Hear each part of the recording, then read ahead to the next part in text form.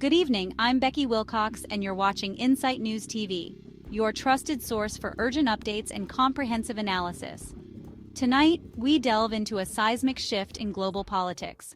What does former President Donald Trump's stunning return mean for the turbulent landscape of the Middle East? Stay with me as we break down the layers of hope, conflict, and controversy surrounding this critical moment. And you'll want to stick around, because what's happening now could redefine peace and power in this region for years to come. Trump's victorious return as the 47th president has sent shockwaves far beyond U.S. borders. One group keenly aware of these ripples? Hamas. Senior official Basem Naim wasted no time, calling for the United States to push for an immediate end to Israel's military campaign in Gaza. But here's the catch. Will Trump's past alliances and new ambitions align with this plea for peace or spark further unrest? When Trump last held office, his partnership with Israeli Prime Minister Benjamin Netanyahu was a defining feature. Fast forward to today, and Netanyahu is embattled in a war on multiple fronts, a war that began with a large-scale assault by Hamas in 2023. But there's an intriguing twist. Trump, while supporting Israel, has publicly criticized Netanyahu's handling of the conflict. Could this signal a shift in U.S. Israel dynamics? Or is it all political theater? Let me ask you this. If Trump's criticism is genuine, what does it mean for Israel's strategy moving forward? And if it's not, what's the endgame? Meanwhile, President Biden, still in office, has walked a tightrope, providing military aid to Israel while urging caution to avoid civilian casualties. Yet, even as Vice President Kamala Harris echoes calls for peace, they face harsh criticism from both sides. Pro-Israel advocates say it's not enough. Pro-Palestinian voices demand an end to unconditional support. The tension is palpable.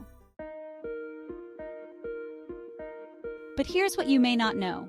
Despite Biden's balancing act, Netanyahu didn't hesitate to congratulate Trump, calling his win history's greatest comeback. Just days ago, Trump and Netanyahu had what was described as a warm and cordial conversation. What could this renewed alliance mean for a war that now drags in Lebanon, Iraq, Syria, and even direct Israeli-Iranian conflict? And here's a question that should keep us all up at night. With Trump's promise of no new wars, can he fulfill that vow, or is the Middle East on the brink of something much bigger? The plot thickens as voices from the Palestinian territories join the narrative. President Mahmoud Abbas, often at odds with Hamas, has extended a cautious olive branch to Trump. Is this a sign of strategic realignment or a desperate bid for relevance in an ever-tightening vice of power? We cannot forget Trump's controversial Middle East legacy, the embassy shift to Jerusalem, the so-called deal of the century, and the Abraham Accords. These moves redrew alliances and ignited outrage. And now, as Trump reclaims the global stage, one question echoes louder than ever. Are we on the verge of diplomatic breakthroughs or deeper entrenchments? So where does this leave us? With international stakes at an all-time high and a complex web of alliances, every decision, every handshake, and every declaration could tilt the balance. One thing is certain. The world is watching, waiting, and wondering. What does Trump's presidency mean for the future of the Middle East? And what might that future cost?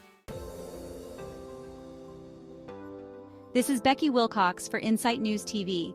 Don't forget to like, share, and subscribe for more in-depth analysis and real-time updates that keep you informed and ahead of the story. Stay sharp, stay vigilant, and stay with us.